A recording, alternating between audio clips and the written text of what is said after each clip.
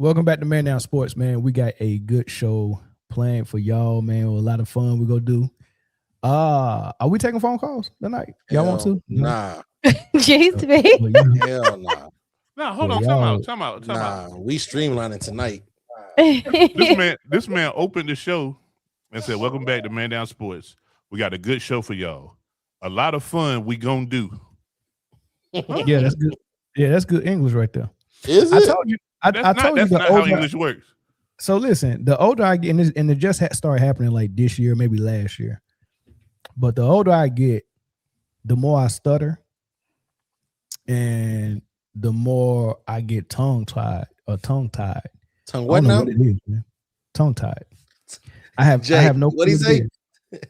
Tongue wide. You gotta start taking your vitamins. He ain't lying. Perfect example, yeah. Perfect example. And you know what's crazy, man? Y'all think like he might have, his moments. It's not worse than his texting, which is wild because you have time to proofread before you hit send. No, listen, he's texted the wrong thing so much that his autocorrect is now wrong. Yeah. Even if he takes the right thing, autocorrect will be like, nah, he didn't mean they, he meant THMW. Well, so I mean, you need a time for your brain to shut off, man. So when I'm texting, my brain not really on. I'm on autopilot. You know what I mean? Like every email I send out gotta be, scrutinized before I send it, man. So I want to do it with my texts. Yeah, so I need a break. I don't know what the state of Texas got to do with this. Yeah, I'm about to say that's the state, but don't worry about it. You said you got to do your taxes. What'd you say?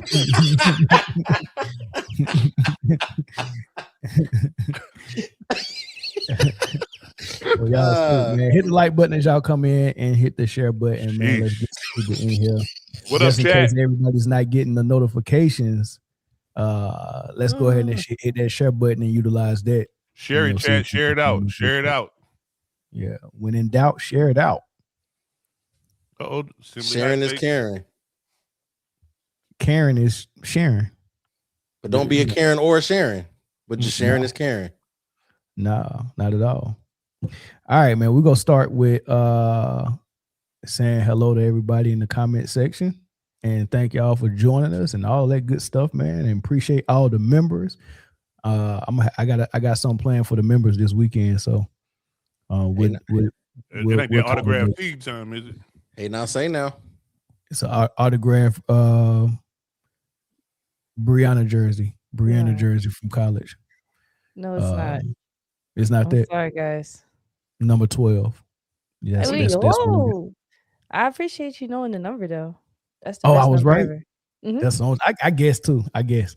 Really? I figured she had an ugly ass number like 55 or some shit. Why? Why would I have a ugly number? I don't know. You ever like these college girls? They be giving them some of the most outrageous looking numbers. I'm like, that don't seem right. Yeah. Somebody asked who mine? 1, 2. 1, 2, J. 2 or 20. I like 20 and 2. I think that's all I wore. Usually it was 50, but if I couldn't get to 50, then it was 4-5. Yeah, I wanted people to know I got a high number, so you ain't getting high output. You ain't getting high output. I ain't here for that. High number, low output. Boy. Yeah. And listen, if shit get real, I'm gonna go ahead and pick up 2 real quick. Come on, right? Where the water at? Where the water at, coach? Hey, man, we ain't following Cold Train. Yeah, we are. Put me over here with you. Oh man, hey, it's a couple of things that hit the news that we can just like briefly mention while we're waiting on everybody to get in here. One is I think it's noteworthy that Joel Embiid is hurt again. You know what I mean? He had to get his appendix taken out. Appendicitis. You know what I mean? I wonder how he found that out. Like whoever put a no. Listen, when you have that, you know instantly. Yeah, your stomach hurting bad. Mm-hmm. My sister had it when she was probably in 6th grade. She was in bed all day long, man. Nothing could relieve her. and we finally took her to the ER, and she had to get her appendix taken out. You know what's crazy? Whoever put a root on Joel Embiid, just take it off. Let it go. I don't even think it's that. Listen, Buddy ain't played ball like until late in life, right? He was soccer and something else, I think. Yeah. But I just think, man, he probably ain't drink milk, man. He probably ain't got no good calcium or something, man. Nah, it's crazy. It's just really as far as his major issue is really his knee, but the other stuff like, oh man, you get hit in the face and you break a bone in your face, the orbital bone. Yeah, not cerebral, Bell's palsy. Woo, that's crazy. Woo, boy, there's a big difference in the palsies. I tell you that. Yeah, Bell's palsy. I'm like, man, who gets these types of appendicitis? What else he done got? Niggas with roots. Yeah, I'm like, come on, dog. Like, somebody and then AD be getting crazy stuff too, man. He can't. If they say he get one more poke in the eye, that's it. He gotta wear them. He gotta wear them fucking the Kareems. Gotta wear the Kareems for the rest of his career. Yeah, I think he already doing it. He already wearing. Yeah, I thought he had goggles. And they don't have medicine in them. Kareem actually had vision. Like he had glasses in his. AD's is just glasses inside the goggles. No, the goggles had medication in them. Prescription. Prescription. Yeah, there we go. It's funny. Somebody when AD had got traded to the Wizards, somebody went on 2K and his first bucket as a Wizard went up for an easy dunk, came down, he fell to the ground, grabbing his knee. Like, y'all leave that man alone, man. That's too funny. That's crazy. But no, that was crazy. And then WNBA got approved for those expansion teams. Then free agency started kicking in. The Aces re-signing all their players. Jewel Lloyd came back. Asia said she was coming back. Chelsea Gray got a $3 million. Yeah, that's great. Where they get this money from? So, like, these are all core extensions, by the way. They have 3-tier categories of offers that they can make to the women. There's restricted, there's reserved, and then there is core. And core is obviously the max, but it's essentially so that teams can keep their best players for at least a year.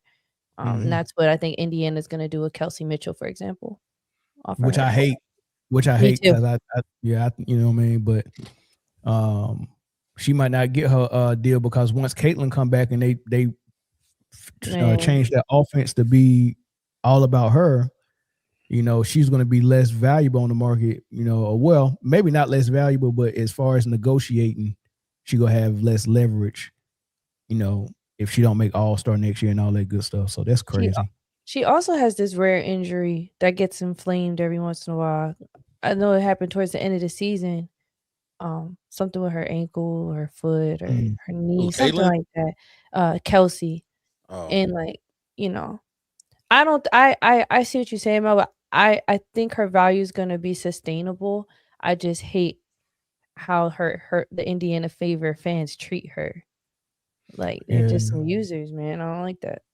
Yeah, I was hoping that she would go somewhere else and get a long-term deal like everybody else getting, at least 3 years like everybody else getting, instead of getting, basically what it is equivalent to the franchise tag in the NFL. So she basically getting franchise tag for 1 year, and I just don't like that because she, when is she going to get her 3-year deal?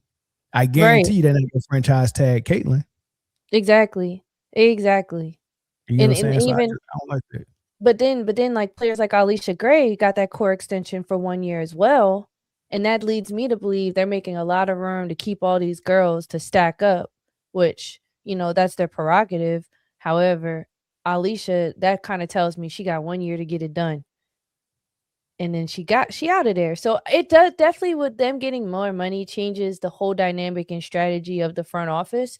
And we're really going to see, at first when I thought about it, I was like, we're going to see their value based on how much money they get. No, we're going to see their value based on the sacrifices that the front offices are going to make in order to keep and let go. I think it's too early to read into anything. Like we don't know what they're doing. Like they might be trying to reach, like, if you tell me I can spend all this money right now, I'm gonna try to be smart with it because who knows what we know what the CBA say, but who knows who's coming out next year and what I'm gonna have and who I re-sign. Like instead of giving you a 3-year deal right now, I might try to get 2 cats in the draft because this draft class is kind of okay. It's pretty nasty. Especially and then next year's draft class is going to be like that too. So I might try to get 2 each time, and I might can take a older star and go and push them away. You know what I'm saying? So I think it's more so about building for the future than giving a player what they're worth. Because if we it's gonna sound mean, but stick with me, guys. Shit, the league don't think they worth none of that. Yeah. They ain't want to pay them that at all. So shit. They know they worth that. It's just they was just trying to get away with what they was gonna get away with because they felt like, oh man, we just now start making money. Let's kind of enjoy it a little bit before we start divvying it out. Right. You know what I'm saying? So what better way to hold on to it a little bit longer by giving out 1-year deals instead of 3? Yeah. When you can. Now some people ain't gonna take no 1-year deal, and if it's the face of your franchise, you probably want to get 3 as early as you can because the face of that franchise can be the face of any franchise. Right. Yeah. And but then any of the supporting players, I'm not seeing too many of them getting that 3. I mean, I love that point that you're making, Jay, because they're going to have even more teams added on as each year progresses. So that's going to change with the expansion drafts. So you're definitely on to something long term. And I hope that when they get it to the level that they're with all the new teams and stuff, like I hope they all like I hope that we've seen the end of all the teams going defunct. I hope that doesn't, you know what I'm saying? I'm cool with teams moving around and going to different cities, but I want the number of teams to continuously grow and not, start taking dips again. Mm-hmm. But I think the Sun is moving back to Houston. They're moving, well, not back to Houston. They're moving to Houston. Yeah, I think they're taking the Comets back too. I think they're gonna be the Comets again. And that team that's coming to Detroit, if it ain't the Shock, I don't want it. What else could it be? Mm-hmm. They come up with some crazy name for it, but if it ain't the Shock, I don't want it. I love the Little Caesars Arena. That's been so far my favorite arena of all the ones I visited. Yeah, they had the best food. All right, let's go ahead and get to the MVP topic, y'all. There was a straw poll that came out, and they asked all the basketball. No, I ain't gonna say they asked all of them, but they asked a lot of the basketball players, and that was anonymous. Who their MVP was, and this is the way they voted. Almost 40% for SGA. It was only 159 votes cast. So, what is that? A third of the NBA players? A third of them, right? How many NBA players is it? 440. Yeah. So, 159 votes casted, and 40% of them said SGA is it, which is a whole lot different from what the media when they do their straw polls. You know what I mean? SGA at 1, Jokic at 2, Jaylen Brown at 3, Cade at 4, Luka at 5, Wembanyama at 6. Disrespectful. Very disrespectful. When the media did it, they had Wemby at 1, SGA at 2, and I think they may have had Luka at 3. Way different than what the players think, right? So there's a discrepancy. What is it disrespected? Victor. So first of all, having Wemby at 5 is disrespectful. Well, 6, excuse me. And then you said the media had Wemby at 1. Mm-hmm. Also disrespectful. Yeah, he ain't that. He ain't 6, but he ain't 1 either. He ain't 6, but he ain't 1. There's a problem somewhere in the voting system and the way people view the MVP, and whatever criteria people is using. If you got 200 people voting for the MVP, I'm pretty sure you probably got 205 criteria because it's some of them that got 2 different ones. But this is not a new problem though. It's not. It's not. I seen when maybe it's 87 when Magic won the MVP over Jordan. Mm-hmm. And Jordan said they was asking him in the interview about it, and he was like, "Nah, Magic deserves it, but also me. Like, It just depends on what your criteria is. He was like, there's no really set criteria. And that was back in the 80s. Yeah, that was a while back. And I and like the way he answered that too. Yeah, no, he did, man, with grace and style, and letting you know. The only thing about the interview I didn't like is when they asked him, has he reached his peak, his ceiling offensively? And he was like, yeah. And then I continued to watch him, and he lied. Yeah, that man got better after that. I was like, wait a minute. Yeah. Under promise, over deliver. Oh, but I think like what I love about this MVP race is you really learn about what type of basketball fan you have on your hands when you're having these debates, because it really comes down to what do you like to see and consider great. Because at the top 3 guys, we can just stay there. We don't even have to go further down the list, but we can. They all bring something unique to the game, and they all do what they do very, very well. So it's just very tough to even make that decision. So let's do that then. What would be let's do it in a positive way. Let's not even try to talk about the negative part about anybody's case. Let's just talk about the positive parts, right? Tell me what and we'll just go by the names, right? I just put this back up. And we'll start with SGA. What's the foundation for his case for the MVP? Basketball. For this season. Yeah. He does basketball well at a higher level than anyone else. But that's too vague. What is his argument? What is his argument? I want to know. Playmaking, whatever you can name that has to do with the game of basketball, whatever parts you want to pull from the game of basketball, whether it be scoring. No, hold on, listen. Whether it be scoring ability, scoring efficiency, playmaking ability, defense. Okay. Well, can we slow down? Can we slow down? Okay. So you said scoring ability. I'm with you on that. Mm-hmm. Scoring efficiency. Tell me why that's important to the MVP and important to basketball. Why is scoring efficiency important? And what is scoring efficiency? Scoring efficiency is being able to put the ball in the bucket at a high rate without a bunch of shots to do it. Like you scoring within the system, you scoring within yourself. You're not going 11 for 28, 5 for 23. But what if you do go 11 for 28 but get the win? You get what I'm saying? Like, how important is your efficiency to the MVP? And why is efficiency sounding a lot like field goal percentage to me? I think it is important because one, if you can get like SGA is averaging 30 or 31. If you can get your 30-31 and you're not stealing shot attempts from the rest of your team, and the rest of your team can also eat and help around you in putting the ball in the bucket, that's a well-oiled team. That's a well-oiled machine. I'm the leader. I can do that with a bad field goal percentage. But I'm not gonna say bad field goal percentage because I don't think like what percentage is bad to you as a field goal percentage? 30? Anything under bad? 45. Anything under 45 as a guard. Well, no, I think a guard could get a little more leniency than a big man because the big man is closer to the basket most of the time, doing what he needs to do. So I agree. I'll say anything under 40. Anything under 40 is bad. Anything under 40. All right. So and this is why I say that, right? Because I was rewatching because when we had that Shaq conversation about him being fat last Friday, I went back to watch the Pistons Lakers finals just to see, man, what do I remember correctly?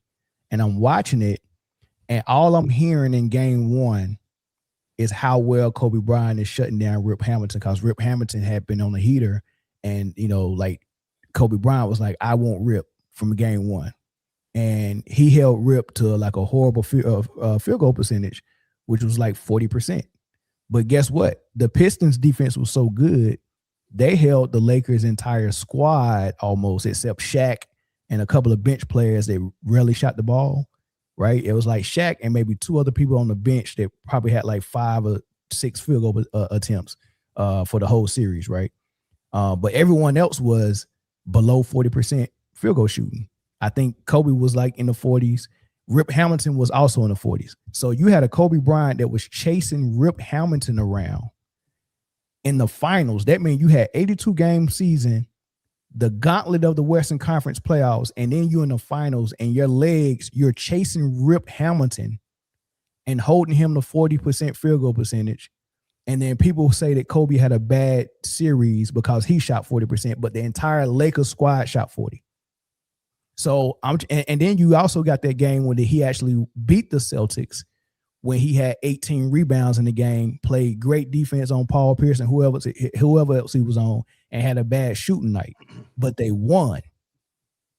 Like, how do you criticize winning and you're defending on top of that?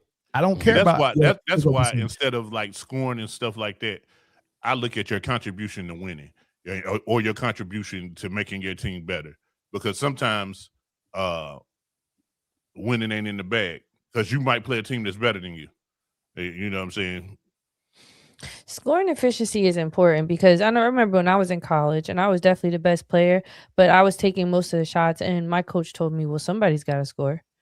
You feel what I'm saying? And like, you know, that really stuck with me. That made me more of a dog. But like what I took from that is your efficiencies, those do matter. That's why they have big deals about people who do 50, 40, 90. Like those are real accolades or history records that get attached to players to determine how well they're contributing to the game because it's a craft. It's a skill at the end of the day. So yeah, but I think everything else matters more. You know what I'm saying? So for instance, yeah, I wasn't saying efficiency is the number one right, thing. We were talking I agree, right, Chris. Exactly, y'all. I wasn't saying that. Talking about one of the things. How did this turn into it's something to look. I think when you by the time you get down to scoring efficiency, either the case is already decided or you're using that to split two really equal candidates.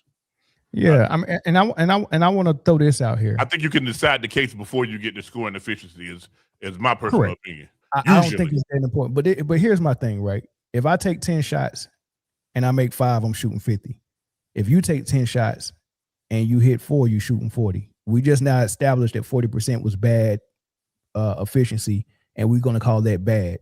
It's the difference between one shot if I'm shooting 10 shots, right? So it's very minuscule, right? Is not even like I don't understand. Like if we talk about MVP race, before I get to efficiency, I'm looking at a whole bunch of other things, right? Because I'd rather my MVP candidate to shoot 40% and be able to lock down your best player than shoot 50% and be a cone.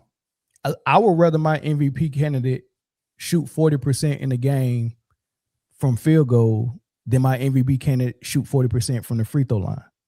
So while we are criticizing Kobe in that finals for shooting 40% against Detroit, Shaq was shooting 40% from the free throw line. They blamed Kobe for shooting 40% from field goal while people are defending him and doubling him and fouling him, and Shaq shooting wide open free throws and shooting the same percentage. Let that sink in. You got to listen, man. MVP is going to be a game changer in multiple areas. You know what I'm saying? Just think like you might not be the most. Take a Steve Nash. He never led the league in scoring or anything like that. But what he did, he distributed the ball. He ran the offense. He could play pretty decent enough defense. I mean, he did a lot. Pretty decent enough at the time. No, that man was a cone. No, so what Steve Nash did that, and if you look at his stats, Steve Nash had a whole lot of steals, but they was passing lane stuff. So it's other. If you're not good on man up defense, there's other ways to make up for it. I mean, I guess Luka makes up for his lack of defense by more offense. He give you more cowbell. So you know what I'm saying? There is no such thing for making up for lack of defense. No, what efficiency tells us is that every time Shai shoots the ball, there's a 55% chance it's going in. So what do coaches have to do when they're preparing for that? How do defenses shift when it comes to efficiency and when they look at the stat sheet or when they look at the film, they know it changes the whole dynamic of how they have to play against OKC. You got to Shai get on the court. you got to get you a guy that shoot 56%. Look, I so understand. The point I'm trying to make is efficiency does matter in regards to how you prepare for a person and a player. No, but listen to what you just said, though. Listen to what you said. You said efficiency, field goal percentage, because there's way more ways to be efficient other than your field goal percentage. But you said field goal percentage is important when it comes to game planning. Got it. But we're not talking about game planning. Like, I understand why field goal percentage is important. I don't want nobody to shoot. We're talking about MVP. Yeah, we're talking about MVP. So how's the field goal percentage valuable to the MVP discussion? Like, how does that correlate? Like, connect field goal percentage to the most valuable player. Most valuable player is the person in the league that is hitting on all cylinders for each category of basketball and able to be a part of a winning team and carry that winning team very far. That's how I look at MVP. Field goal percentage does matter. Efficiency so how matter. Tell me how it's important. The conversation I'm start where we started. The conversation started on efficiency. And then we started picking apart what efficiency meant all the way down to field goal percentage. When we originally were just talking about efficiency. Conversation with field goal percentage, though. That's the part. Started it with the efficiency. Yeah, but I'm trying to figure out why would that be the first? Like, if you was to create a criteria for MVP, is the first thing you're going to mention field goal percentage and efficiency? You said let's start with the foundation as to why we think Shai is MVP. Right. That's how the conversation started. I'm trying to stay on track with that. Just because of the order I said it in doesn't mean the order of importance. You splitting hairs over that. If you want me to put things in order, if I say it's an order, there's gonna be numbers before it. I wasn't putting in order as far as importance. All I'm asking is how important is field goal percentage in the MVP? It's important to me because if you just throwing up fucking bricks every night, that's not MVP basketball. I don't care if you scoring 35 a night, but if you're scoring 35 a night on 38% shooting, that's just terrible. Let me ask you a question. And this will do it right here. There's the list right there. Those are the people that we're talking about in the MVP discussion. What's the field goal percentage of all those guys? Do you know? Shai is 54%, I think. Shai's 55.3. I could pull Joker up. I could start pulling. I'm gonna say Jokic is like 52. It's all of them is high. 9. All of them is high. I guarantee it. Mm-hmm. All of them is high. All of them is except for Cade. I think Cade is like 46 or 47. Jaylen Brown is 47.6. Okay, so what does that mean? So Jaylen Brown is shooting a lower field goal percentage than Jokic, but he's winning more games than Jokic. But that's which one is more important? Which one is more important? The field goal percentage or the games you win? The games you win. But you splitting hairs. Nobody said that I'm trying to put in the most important criteria for MVP. Listen to what I'm saying, Chris. You feel an attack, and I'm not attacking nobody. I'm not attacking. I'm just asking questions because inquiring minds want to know. On a level, on a order of importance, where are we valuing field goal percentage? Because I'm trying to figure out if my field goal percentage is better than yours. Does that mean I have a better case for MVP? I mean, usually everybody in the MVP running has a good field goal percentage. Right. The efficiency, yes. The original question was, what is the foundation for Shai's MVP case? One of the words thrown out there was efficiency. And then it then spiraled into why is it important? Yeah. So I guess let's maybe just go back to that point where we were talking about the foundation of Shai's MVP. Okay. And continue past the efficiency part. Because I love the topic. I love the topic that we're headed, but all right, we'll go past it. I'm still coming back to it because I want to know how important it is, but we'll go past it. Keep going.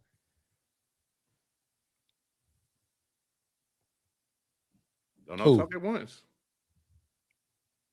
Yeah, what else? What else is his foundation? So his foundation is field goal percentage and scoring. Defense and playmaking. His foundation is leadership, clutch. Basketball, exactly what Jay said. Like, but that wasn't good enough for you, so we had to go into detail. No, it's not. It's not about being good enough for me. I'm asking questions because I want to understand more. I want to understand how you see it. Success.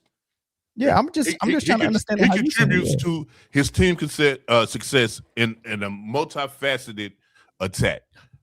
It's offense, it's defense, it's playmaking, it's encouraging guys. It's somebody I forget who it was. They were just talking about how they he passed the ball to him and they made an extra pass, and then he went and apologized to SGA and was like, "Hey man, I'm sorry, man. I could have got you that assist. You would have had triple double." And he said, "Hey, look, man, I ain't worried about stats. I'm worried about winning."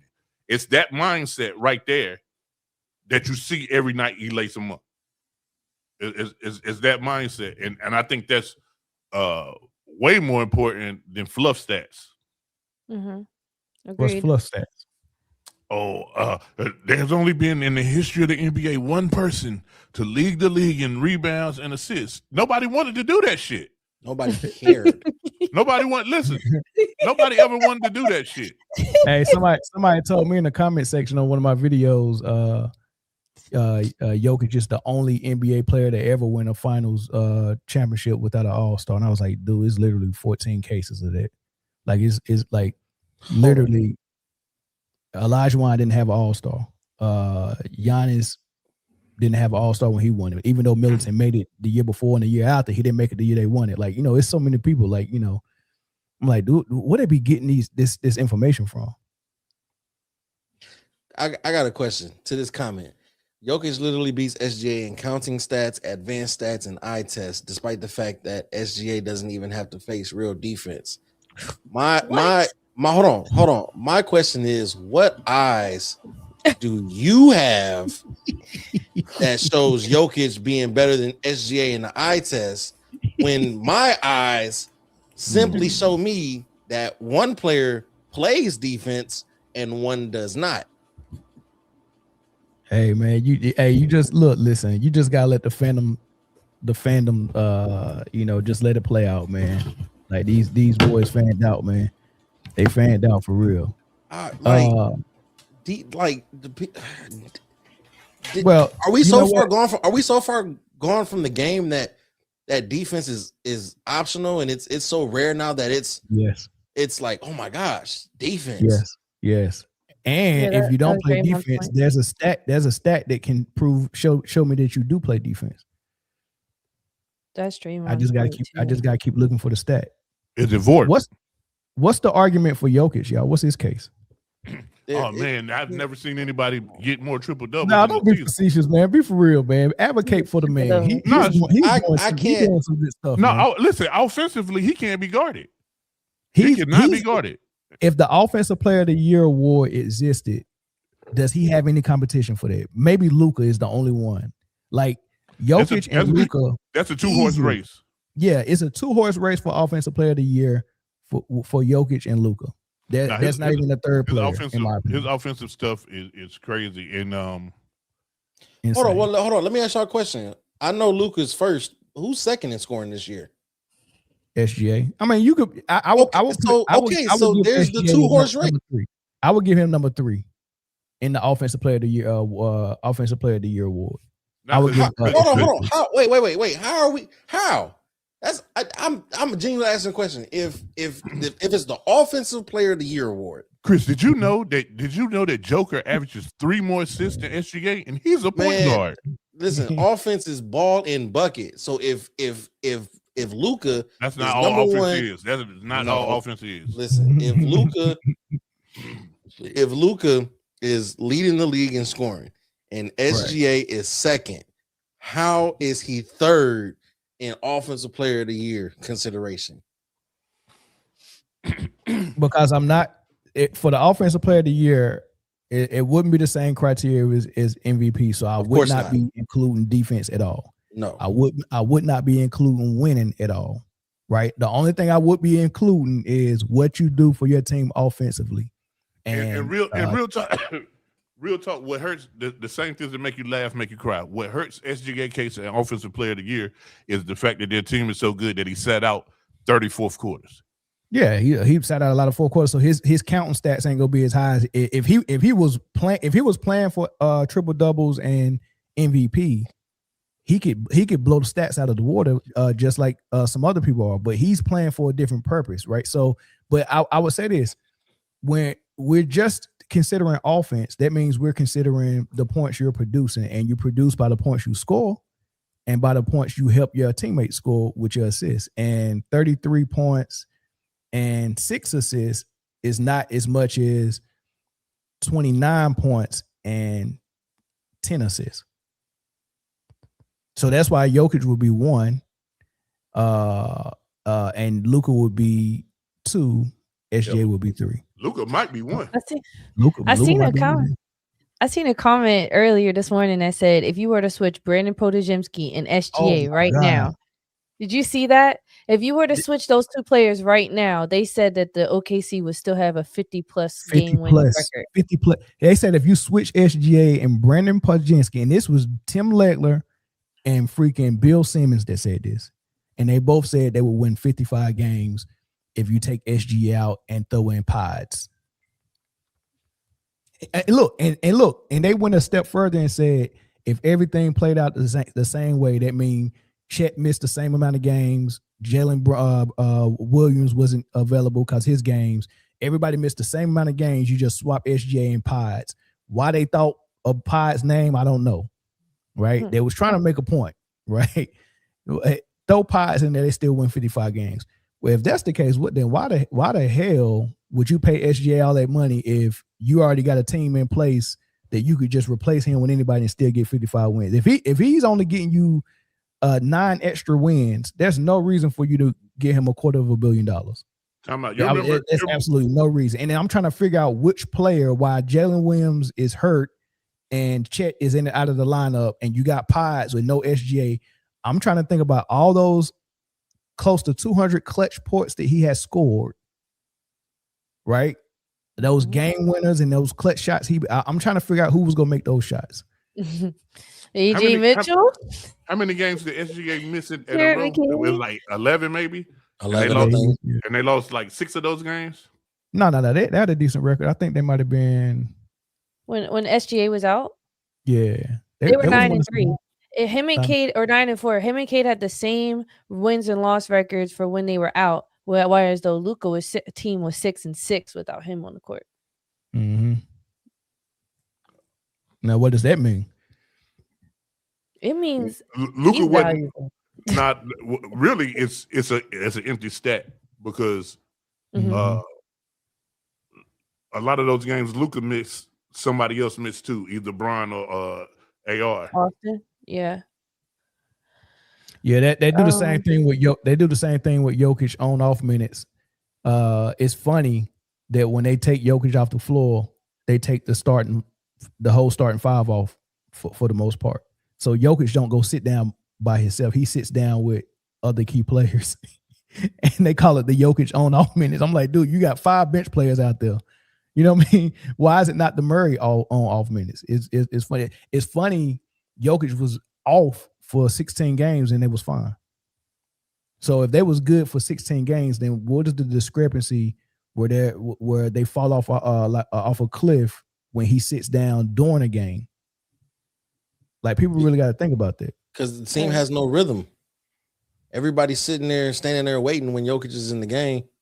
Everybody's cold now. Now that the offense has to revolve around y'all when he's sitting, there's no flow. But when Jokic was gone and you had a real point guard actually being a point guard and then doing point guard things, which was getting the team involved while also getting his buckets, everybody was already warm. Everybody was hot. Everybody was good to go. Everybody got to sit still in the corner on the wing and wait for Jokic to dribble, back down, pump fake, head fake, lean back, over the head shot, buzzer beater for the shot clock. Everybody cold.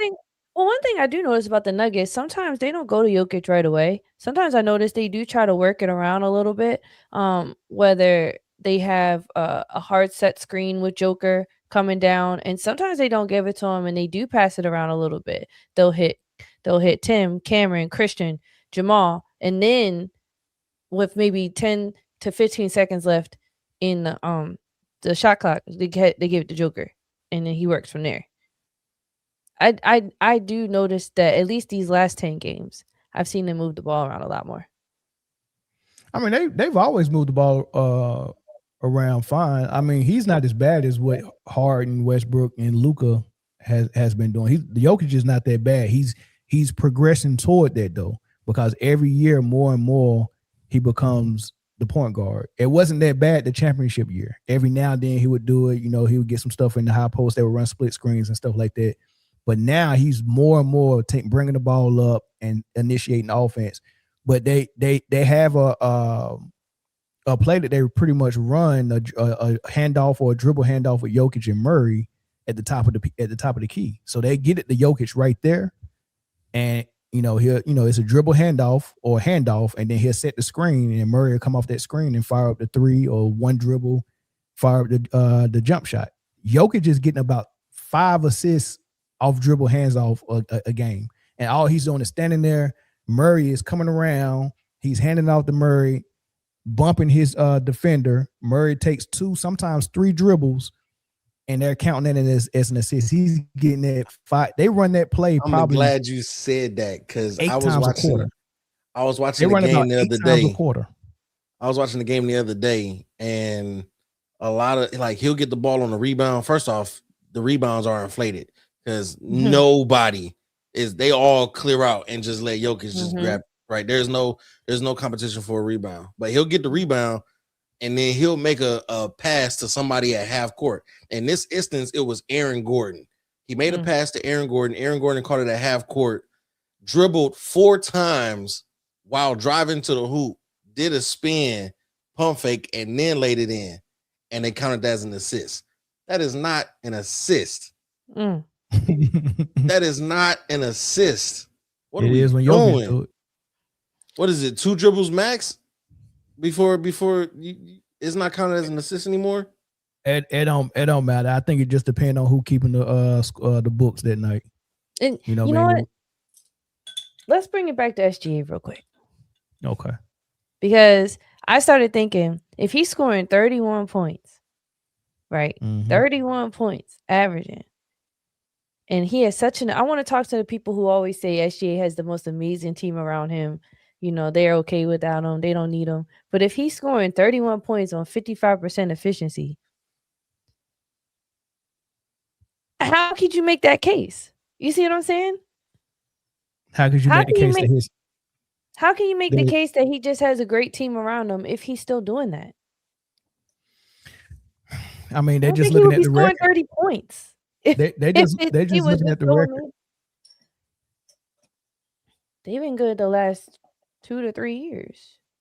Yeah, I mean, I don't understand how that's supposed to take away from your MVP. Like, when did they start doing it? Well, they started doing it around the time when I want to say it really got really bad with Chauncey Billups, because Chauncey Billups had an MVP case one of the years that Steve Nash won it. And I remember listening to all the talk radio and all the ESPN talking heads. They would say, you can't give it to Billups because his team is so good. He got the Wallace boys. He got Tayshaun. He got Rip. The team is just too good. They're good. The same thing they're saying about SGA and the Thunder, they were saying about the Pistons and Billups. So the best case that Chauncey Billups had to win the MVP, they talked them out of it by saying his team is too good, and they gave it to Nash. Meanwhile, Nash had 2 teammates in the MVP. They got MVP votes. Sean Marion and Amari Stoudemire got MVP votes. Sean Marion was averaging about 18. Stoudemire was averaging about 24 points a game. Right? So Nash wasn't even the second leading scorer on that team. He wasn't the first leading scorer on that team. He probably wasn't even the third, because I want to say Joe Johnson was on that squad coming off the bench, giving them 15. So they had Joe Johnson, Sean Marion, Amari Stoudemire, Leandro Bobosa, Boris Diaw. But they made the argument. They made the argument that Chauncey Billups couldn't win it because his team was too good, which is what they do with SGA now. That's a horrible argument to make.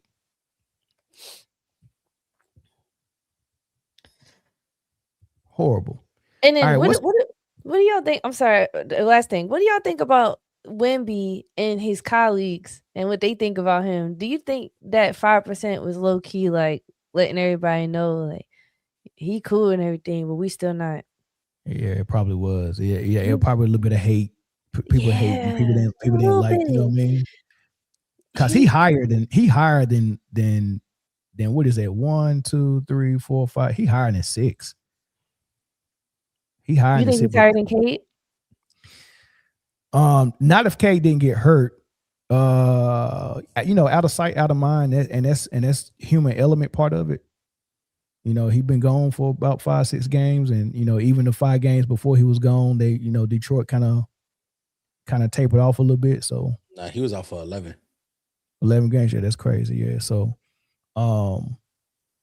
yeah, I can see Wemby being above him, but I had Cade number 2 pretty much the whole season. Like, this is the last MVP poll I did. This was it right here. This was probably like a month or 2 months ago, really.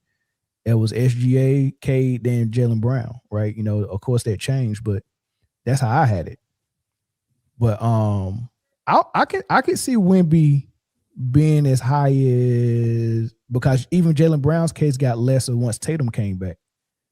I can see him being number 3, Wemby, for sure. Ooh, this is off topic, on topic, but I'm watching the Pistons Hornets game, and they just showed the criteria for extraordinary circumstances challenge for end of season awards. And to qualify, players must prove it was impractical to play due to circumstances beyond their control, show they would have met threshold if specific games missed were counted, file appeal on final day of regular season as per CBA between NBA and NBPA. The 2 people I can think of that have a case for the appeal would be Luka and Cade. Luka for the 2 games he missed for the birth of his daughter, and Cade for the collapse line. If you was a voter, Bree, would you hold all your votes until you get a decision on that from the NBA? Yeah, I would. You would. Jay wouldn't. I think Jay would just go ahead and vote. Jay voted 2 weeks ago. Wouldn't give a shit.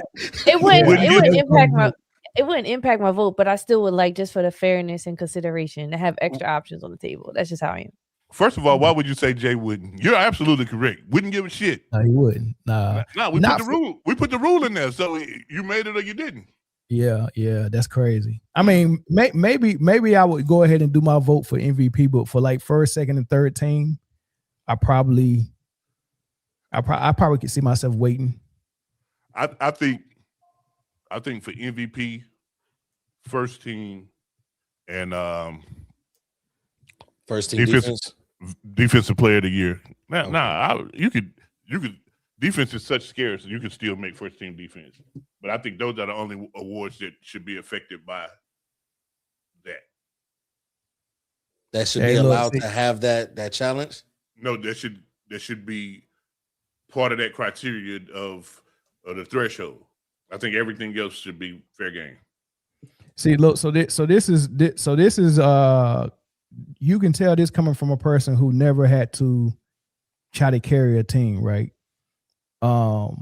Sometimes when you need to score and you the man and you got the ick factor and you ain't scared of the moment and you playing a big game, big stage and all that stuff, sometimes you got to go down with no bullets in your chamber. You can't, imagine losing a fight and you ain't let off all your rounds. Like, you know what I mean? So sometimes you got to be okay with that. And Jay will tell you, they hated the way I played, but Jay know my motto. Before I throw a turnover, I shoot a bad shot because there's a 50-50 chance my teammate might get the rebound. I'm going to shoot it once somebody down there, but I'm not about to throw no turnover. I shoot a bad shot. I'd rather miss a shot than freaking throw a turnover. And my motto is I don't have a bad shot. Results may vary. I'm not as big on especially when it's like it's not something that happens all the time. and like, oh man, this guy shot a lot and he wasn't on today. Like 6 of 18, I don't care. Who cares? That man went down trying. He went down fighting. Now, if he's shooting 6 for 18 all the time, if this is normal, then you talk about it. But I'm not about to talk about this game like he need to be talked down on for that, man. I ain't with that. Sidebar. This is the big back in me. They just showed that Dr. Pepper got a new flavor, creamy coconut. I got to see what that's hitting for. I got to see what that's hitting for. You know that's not good. I gotta see what that's hitting for. I love me some Dr. Pepper, y'all. Ain't no way that's good. Creamy coconut, that shit probably like a Dr. Pepper pina colada. I gotta see what that's hitting. First of all, coconut is not meant for human consumption. Second of all, creamy is crazy. That's crazy. Creamy coconut. Creamy coconut soda. That's just on fire. That's just you probably drink what's that shit that's not root beer, the other joint? What? I don't drink no Mr. Pibb if that's what you're talking about. No, what's that drink called? Cream soda? Yeah. Hell yeah, I drink some cream soda. Yep, you eat ass. School, this other. We can continue now. My bad. That's your criteria for eating ass if a motherfucker drink cream soda. It's a whole lot of different things where I'll make that conclusion, but cream soda is definitely on this. Cream soda is fire, dog. Y'all cream soda and chitlins, but now that's a Midwest thing. I think people from the Midwest really do fuck with that cream soda. I love cream soda. Chitlins is crazy. You literally eat. You ever drink cream soda?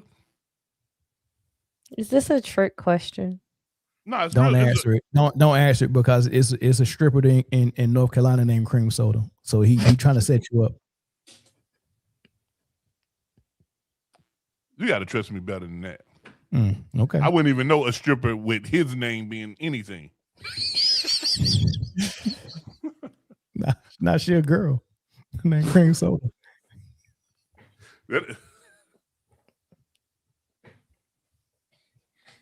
NBA play-in. Exactly. Hold on, before we do that, we trying something out, y'all. So we got this survey, because I don't know what the better way to say it. We got this survey up. It's a poll. Say poll. You got this survey. Go in the comments, man, and put number 1, 2, 3, or 4 in the comments for who y'all think the MVP this year is. 1 for SGA, 2 for Joker, 3 for Jaylen Brown, 4 for Wemby. They didn't have a 5th option, or I would have added Luka. Cast your votes in now. We would love to see where the Man Down sports community heads are at in regards to this MVP. Yeah, see what the temperature is, man. See how y'all feeling about it. So again, put a 1 or 2, 3, or 4, just the number in the comments for 1 for SGA, 2 for Jokic, 3 for Jaylen Brown, 4 for Wemby, and we'll probably you want to leave it up to the end of the show or check it at the end of the next segment? Yeah, it's open. We'll leave it open and we'll check on it in a couple of segments. But look, you never gave an argument for your guy. Cade, what's his argument? There's no argument. He's not MVP. He ain't got no argument. So for you, it's just a 2-man race.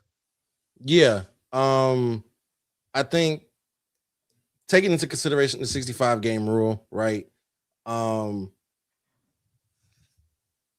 There's that, but also if you take that out, the Spurs went on they had an incredible march. They had it was crazy, and that was led by Wemby. And you can't deny the product he puts on the court on offense and on defense. Now, granted, he is out. He might miss the threshold if he doesn't play one more game of at least 20 minutes or 2 more games of between. It was weird how he could do it, right? But there was a way. But he essentially the easiest way was 1 more game of at least 20 minutes played to make the 65. It's right there. And with that rib contusion, I don't know how they want to do that. So honestly, Wemby could end up getting knocked out too. That's crazy. But if you're looking at offensive production, defensive production, team success, I think that the Spurs and Wemby did surpass Cade and the Pistons in that criteria over the last month. So I can't even like Cade would be 3 for me. Cade would be 3, but for me at this point, it is a 2-man race between SGA and Wemby. I have SGA unanimously. You have the best record in the league. You're second in points per game. But for sure, Wemby will get Defensive Player of the Year as long as he makes the 65 game threshold. But that's the 2-man for me for MVP, SGA and Wemby. I would say my favorite thing about Cade Cunningham is the energy, the I think how much resilience he's had over these past 3 years, and I think he leads that team not just like physically by leadership, but also like with heart. And I really appreciate that because I noticed watching how the team plays without him versus with him, you just see their confidence increase. And same can be said about SGA. And that's why I for one, SGA is my MVP, but for 2, for Cade, I would in a lot of conversations put him over Jaylen Brown.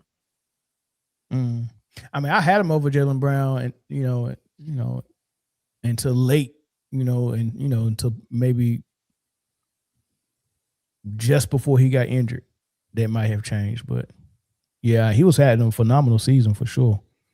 Do y'all think they need to add the Offensive Player of the Year award? Or are we good without it? You don't think they so? got the scoring title, so. right?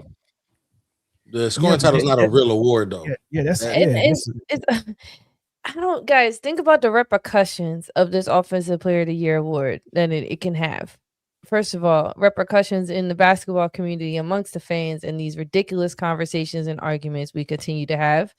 And then for 2, would that would just continue to incentivize hero ball and glorify the guys not playing defense. Like but look at what it'll do for the MVP. It'll give clarity to MVP.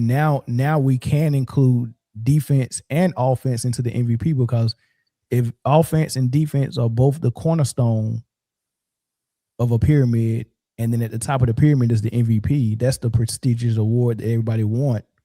Defensive Player of the Year, Offensive Player of the Year is just recognizing one end of the floor, but the player that embodies both of those things should be the MVP, especially when your team success is more. So I think it'll actually bring balance to the MVP award if we had an Offensive Player award. That makes sense? No, it sounds like a participation award. Then that means Defensive Player of the Year is a participation award. No, I don't think so. Why is it different in your opinion? Why you say why would you say Defensive Player of the Year is one? Yeah, because if we got Defensive Player of the Year award and Offensive Player of the Year award, but you're demonizing the Offensive Player of the Year, then it's just the equivalent, or it's just adjacent to Defensive Player of the Award. I'm in favor. I'm in Offensive Player award. I'm in favor of an Offensive Player of the Year award. I'm in favor. I think that'll clear up a whole lot of MVP contention. I think a lot of people force Jokic and Luka into MVP consideration just purely because of their offensive talent. I think with this, it clears the muddy waters with that, and you can have an MVP race with an SGA and a Wemby and a Cade and a Jaylen Brown. And Jokic and Luka would still be in the race as well. They just people would be more honest about it, because what people are really outraged about is how are we not going to recognize this season that Jokic had, where he led the league in rebounds and assists. How are we not going to award all the triple doubles he's getting? So if you want to award a guy like that, it won't be the MVP, because he's not playing no defense and he's not winning the most games. So if all he's doing is just putting up a bunch of stats, make the award to exist for it, award him, and then let the big boys worry about the MVP at the top. I agree. In fact, Offensive Player of the Year is probably more warranted than the clutch player. Yeah, I think clutch player is that's the waste. That's the waste of the award right there. Yeah. You trimming Yeah, Offensive Like- player of the year, guys. Come on. I'm trying to figure out what's Be wrong for with real. it though. It makes What's wrong? sense. It makes sense. Doesn't make Okay, sense. all right. So here's probably why it sounds foreign to you. We have an offensive player of the year award in football. We have a defensive player of the year award in football. We have an MVP in football. We have all three. So sometimes there is a player who does phenomenal things stat wise, but his team is not winning. Well, we can't give him the MVP. Sometimes they split the baby. The other player who had a phenomenal season but winning games, he'll get an MVP, and the guy that just stuffing the stat sheet will get offensive player of the year. Like, I'll put it to you like this. And this needs to be fixed as well. But MVP in the NFL is pretty much given to quarterbacks. Nobody else outside of a quarterback will probably win. Teams. There's two different teams for a reason. Hold on. They give MVP. I think the last non-MVP to win MVP, the last non-quarterback to win MVP was Adrian Peterson, and he had to have an incredible season, history making to do that, right? So quarterbacks generally win MVP in the NFL. Then you have your players like CMC, Saquon Barkley, Justin Jefferson, Jamar Chase, those guys who do incredible things at their position. They go ahead and get the Offensive Player of the Year award, because I think without them, the offense doesn't do what it's supposed to do. But because I don't know why they do just MVPs. You have to have a history-breaking year outside of quarterback to get MVP. But in the NBA, right, you play both sides of the ball. You play both sides of the ball, offense and defense, right? It only makes sense that you have an MVP trophy for somebody who is good at both, a defensive player of the year for somebody who's exceptional at defense, and an offensive player of the year for a player who's exceptional at offense. Guys, do you hear yourselves? How in one breath do you talk about defense not being of value anymore, and then in the next breath say, let's reward this guy with an offensive player of the year award for not playing no defense but giving us amazing offense? So why do we reward people who only play defense?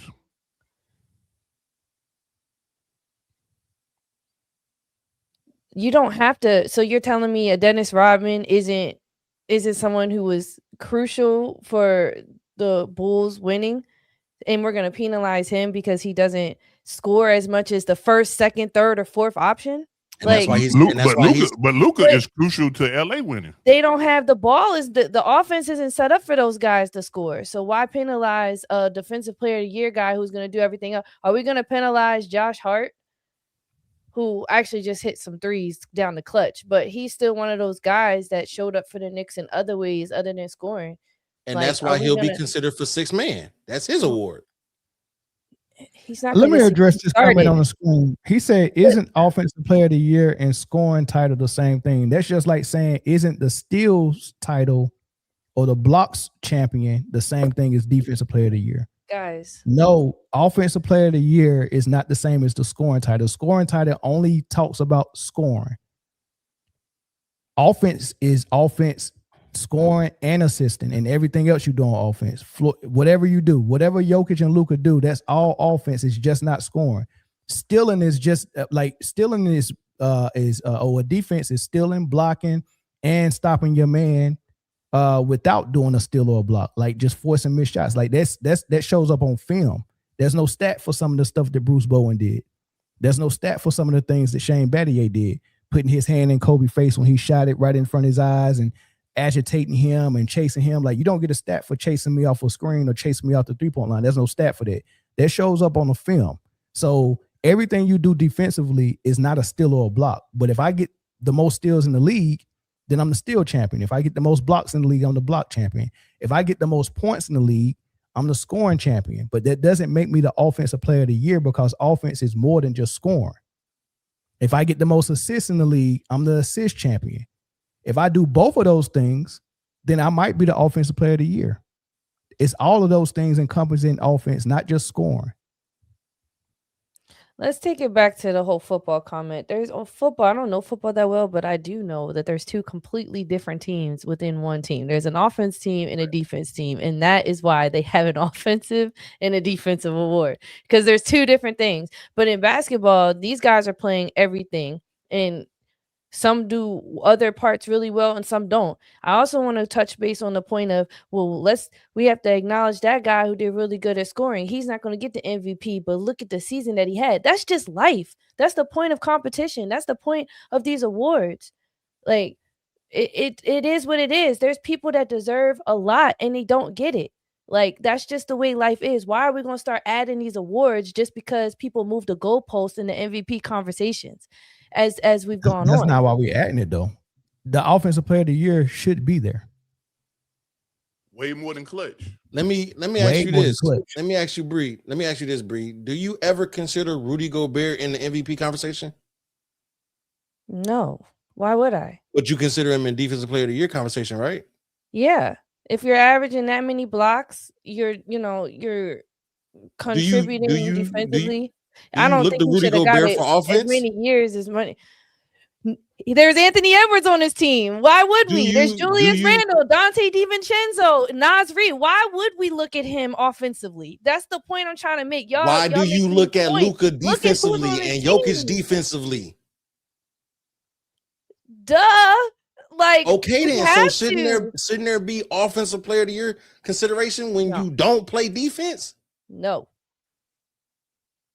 So then you're saying get rid of defensive player of the year. We're gonna reward Luka for not playing defense. That's not reward. MVP, that's not but let's make him. sure he gets an offensive player of the year, even though there's a scoring title. It's just acknowledging the offense. It's just what it really is doing is make it so the offensive player of the year award would not be about rewarding an offensive only player. It will be about making it clear what the MVP is, because right now everyone think the MVP. So we're creating awards to make another award clear. That's not I'm not dropping that argument for what I'm saying. That's not going to make me change my mind. Because everybody think the MVP is a catch-all, and they think, oh, MVP is just offense, and we don't have to include defense in MVP because we got the defensive player of the year award.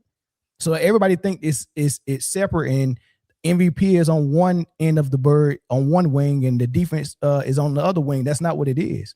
Let me ask you this. Offense and defense are the wings of the bird, and the MVP is the bird. Let me ask you this. Would you be more mad if Luka stole an MVP from SGA, knowing that SGA plays more and better defense? Or would you be mad that Luka got rewarded for being an extremely offensive talent by getting an offensive player of the year award? I wouldn't be mad at either one. Cap, because you can't sit here and tell me that Luka deserves MVP over somebody who does more things in the game of basketball than he does. I started the conversation off by saying it is such a close MVP race because it really comes down to how you look at basketball and how you think every guy that's up on that list is doing everything that they do within their game extremely well. Do I get frustrated with Luka's lack of defense? Yes, that puts MVP over top. For me, for Shai, that puts him above. He'll guard the best player on the team on purpose. Luka wouldn't. And so, yeah, I would consider SGA an MVP because of that. But and that's the problem right there. I'm not going to get on board with your point because that's only going to lead us to you saying then we should have an offensive title, because I don't think we should. That's the most corniest participation award ever. So why would we do that? So let's give James Harden offensive player of the year, but he gets cooked every quarter and puts their team in because it's the offensive player of the year, it's not the defensive player of the year. That doesn't make sense. You're looking at offensive player of the year as if it's still a complete award for MVP, and it's not. I don't give a shit about what you do on defense. That's why you're getting the offensive player award. He wants to put MVP. Because let's do offensive thing just so that we can clear the conversation for MVP. And then your other point was, we give Rudy Gobert. Of course, you choose Rudy Gobert as the one you talk about for this point. Is the MVP conversation clear in your mind? Is it clear? Is there a criteria? No, not through this conversation. his comment on was this screen, he said the MVP is an offensive award, no defense involved. That's why the conversation is confusing. Where you got half the people saying you don't include defense in the MVP, and then you got everybody else saying no, you include defense. Like you have to play offense and defense to be the most valuable player. Your point earlier about Steve Nash getting MVP, like that, y'all moving the goalposts because every year we've seen MVPs. Let me finish what I was gonna say. First off, Steve Nash should have 0 MVPs if we being honest. No, let me finish what I was gonna say. With all these, with the MVPs and people getting MVPs every year, it's changed for the reason, and even the player who's gotten it, the reason has been different. Mm-hmm. And you clear all that up once you balance the scales. You balance the scales. If I'm I got a pot of MVP and I'm throwing all offensive guys in it because this comment on screen, people and fans think that you only supposed to factor in offensive stats for the MVP, and they think that you don't factor in defense. That's why people are voting for Luka and Jokic, even though they got 10 to 15 less wins than the Thunder and SGA, and they don't play no defense. So people keep throwing all offensive players in the MVP pot. But if we had an offensive player pot, then we would put everybody in their rightful spot. Rudy Gobert being the defensive player conversation, Draymond Green would be in the defensive player conversation, and the offensive players like Luka, Jokic, and other people that don't play defense would be in the offensive play. But the guys who play both would be considered for MVP. Can you imagine how these conversations? Yeah, well, look at his legacy, guys. He's won Offensive Player of the Year 3 years in a row. That guy can really ball. He's really great. Yeah, let's do it. Think Offensive Player of the Year is going to put somebody on the same category as the MVP. That award sounds that's just like saying the All-Star MVP. Really listen to it. It's going to put you in the same conversation as the league MVP. Listen, I bet the players themselves wouldn't even want that lame award. They'd be like, Offensive Player of the Year. Okay. Rudy, let me ask you this. Hold on, Mel. Let me ask you this. Rudy Gobert, I'm gonna keep going back to this. Rudy Gobert has 4 Defensive Player of the Years. Do you put him in the same conversation as Kevin Durant, who has 1 MVP? No. Why do we keep using Rudy Gobert? Why are you using the Defensive Player of the Year award as your basis of your argument for Offensive Player of the Year award? It's literally not making any sense. It makes adding up. Sense. No, you're getting rewarded for being good on one. You're extremely good on one side of the ball. Luka and Jokic are extremely good on one side of the ball. So we don't have the scoring title anymore. We take away the scoring title, and then we have offense. That's scoring. That's a part of offense. So then let's have an assist title. Let's have a steals title. There is, but you don't. Let's have a passing title. Let's have all these titles then. Let's do that. Let's give them an award for every single thing all these guys do. It already exists, Bree. There is an assist title. Let's a scoring title. Guys, let's do least amount of fouls per game title too. Now you just being facetious, and for what? Because your point got blown up. No, it absolutely makes sense to have an Offensive Player of the Year award. I'm still standing on what I'm saying. It absolutely makes sense to have an Offensive Player of the Year award. Why would I sit here and debate with people about Luka and Jokic in an MVP conversation when I can name 4 people that do more on both sides of the ball than Luka? No. Hold on. Didn't you say let you finish? Did you say let you finish? So let me fucking finish. You said let you finish. Finish. We'll move on. Let me finish. We're not gonna start cussing. No, we'll move on. No, Chris. No, we can't do that. I'm gonna land. We can't. I'm not apologize for cussing, man. Apologize for what? I cuss all the time. We don't do that to each other, man. Apologize for what? Nah, because I get cut off all the time. But no. I'm gonna get my point across. All right, go ahead. We sit here and have these debates for Jokic and Luka to be in the MVP conversation when there are 3-4 people every year who do more than them in the entirety game of basketball. But we have a Defensive Player of the Year award because there's people like Rudy Gobert, Ben Wallace, Draymond Green, who are extremely good on defense. They don't bring a tremendous offensive product. So we reward them for doing something exceptionally well in that field. The same should be done for people who do extremely well in offense. And then the MVP award is for people who do extremely well in both. You saying the Offensive Player of the Year award doesn't matter, then take away the Defensive Player of the Year award too, because then that shit doesn't matter either. I can see my time. All right. We'll move on, man. Before we move on, go ahead. Let me say this. All right. Y'all was real passionate about something that we can't change. Dude, hey, look, man. Listen. I don't know if y'all noticed, but like for the last 10 minutes, I just was listening. All right, what did you hear? So, and I'm mad I can't get this Denver OKC game. Denver's winning, by the way, by like 8. So what I heard mostly is a debate on whether Offensive Player of the Year is necessary. Here's the thing. Is any award actually necessary? Only thing that matters is championships, right? Pretty much. So, there's reasons to have any award, and you can have a reason not to have any award. Again, I don't think clutch is necessary. I've never been a fan of 6-man, because you could cheat the 6-man and have one of your better players not starting because of the way you do your offense. You know what I'm saying? So a lot of you could make a case not to have most of these awards just around, but you can make a case to have them too. So the long and the short of it is it don't really matter. I mean, I get that. I mean, my thing is this though.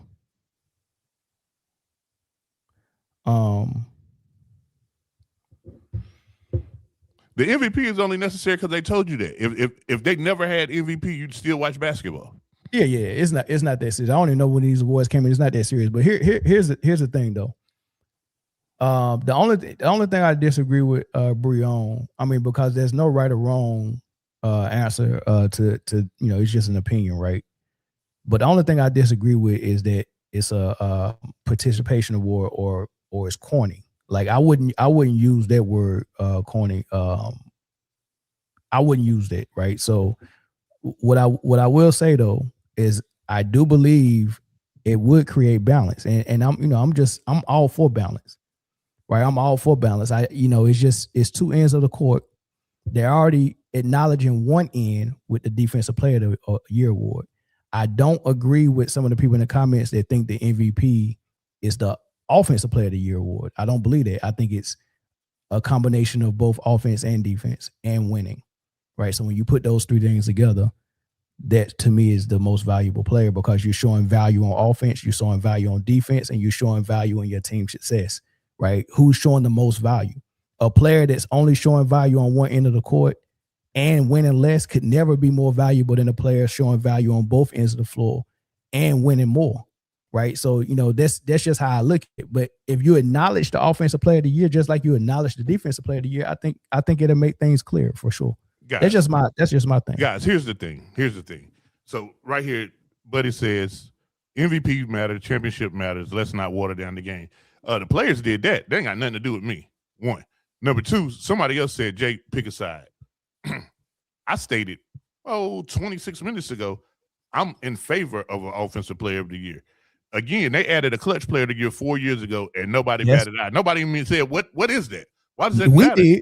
We did for real. So what I'm saying is, anything that they give us, if we continue to want to watch the league, we're going to accept whatever they give us. You get what I'm saying? If they come out with an award next year to we ain't gonna have no choice. Yeah, it's part of the program. So when I say that it doesn't matter, I'm saying ultimately in the scale of things, if you had an Offensive Player of the Year, we would adjust to it in a year or so, and then we would never have this conversation again. If you didn't have it, life would continue, and people would think that MVP means best offensive player when it doesn't mean that. Just like in the NFL, MVP has started to mean best quarterback, and it's not supposed to mean that. So, I just hate not having no guidance, no criteria, it's just out there. It's just, there's no guidance on what it's supposed to be. There's no definition of it. They just MVP, and everybody just got their own agenda with it, and I'm like, man, come on, man, we can do better than it. Like, because it irks me that, like Bree said, it changes every year. like the same people that got votes, they have a different criteria that they're using every single year. I'm like, how is that even possible? What happens is you have a player that you want to win it, and then you build the case for that player. Correct. Instead of saying, hey, this is the criteria, what player meets the case? You build a case for the player that you want to win it versus which player meets the case that you've already built. And then build a case against the guy that's his best competition. Yeah, right. Sure. So what you do is like, oh, I want Jokic to win it. I'm going to value assists and rebounds this year and triple doubles. Right.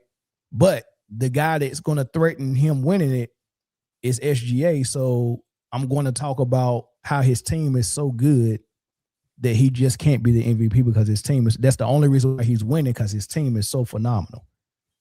Right. And then that your case becomes whatever he's doing good, and then whatever I can pinpoint on his competition, and that's your whole criteria. And that's kind of insane to me, man. But Bri, did you want to get the last word?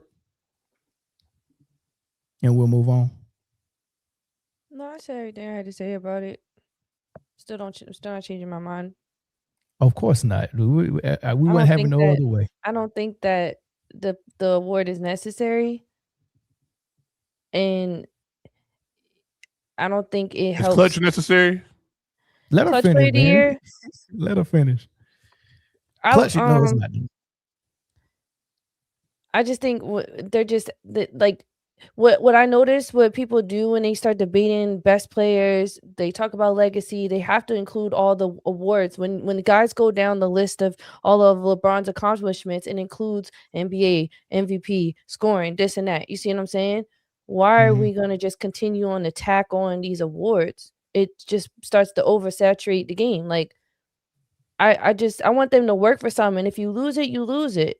Like, not let's just add another category so that this guy can get an award. That's how I look at it. That's how I look at it. That's not why I don't want it. And I understand more what you're saying, because I'm stuck right here in the now, and you thinking ahead, like, what does this go mean for people's legacy in the future? Because now we're giving an award to someone that is going to be used to beef up their legacy against a guy who didn't have an opportunity to win. I get that part. I get looking into the future, but before I even get to that, just in the now, that's what I'm talking about. And it's not like, oh man, he couldn't win MVP, so let's make another award. That's not my motivation. It's not that. It's that no one knows what the MVP means. And I think the first step to making it clear what the MVP is taking away people's thought that MVP is just offense. Right. And that's my thing. But we'll move though. Real quick, Mel, before you, because I know you said you couldn't get the game. I just wanted to give you some insight. I see at least 7 people in street clothes on the OKC bench, and 4 of them are starters. Who all on the street clothes? Isaiah Hartenstein, J-Dub, J. Will, Chet, and SGA. And it was SGA? Yeah. He's not in danger of missing the awards though. But still, like, I want to see this game, man. I want him to play. Yeah, he's in street clothes. J-Dub, Chet, Hartenstein. So they just go get them with this win. And both J. Wills is in street clothes. Michael Jordan would have never done that. Michael Jordan would have never done that, dog. It might not be his call. That might have came from Mark Daigneault. So Mike would have never done that. All right, man. Let's get out of here. Sheesh. Let me get this off the screen. All right, appreciate it. Oh shoot, the play-in starting on the 14th. So what is it this weekend? When is the 14th? That's Monday? Tuesday.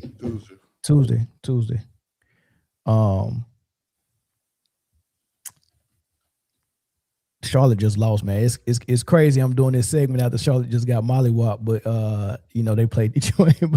but I was thinking Charlotte is one of the scariest teams, man. Like, if you're a top seed and you got these young bucks coming in here playing the way they playing, like they got like one of the top rated offenses the last, 20, 25 games or so.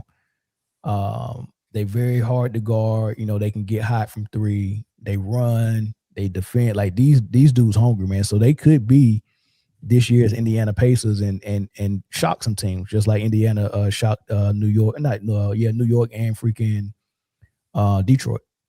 No, Boston. They beat Boston last year, right? But my thing is, Charlotte could very well be that.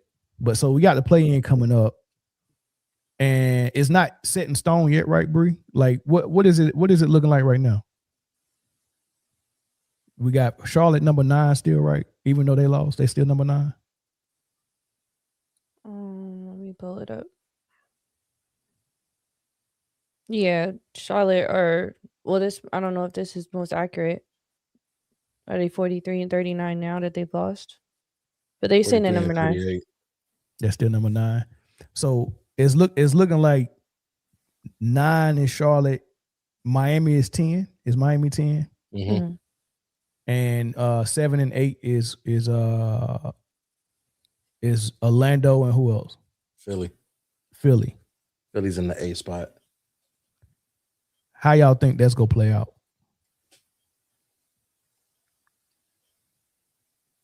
Charlotte has one more game. If Philly wins tonight, I think they hold the tiebreaker. That's why they were 8 and Charlotte was 9 before going into tonight's games. I think if Philly wins tonight, that kind of solidifies that they won't be higher than Philly with one game left to play. So I think they're locked in at the 9 spot at this point.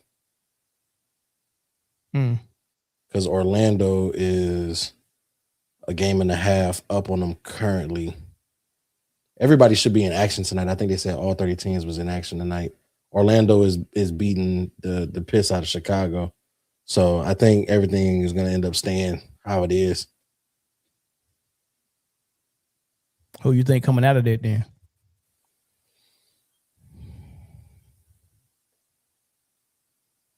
I don't know.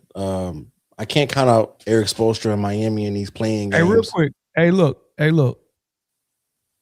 We're gonna end the stream, y'all. We gotta deal with something. I appreciate everybody for tuning in, man. Thank y'all.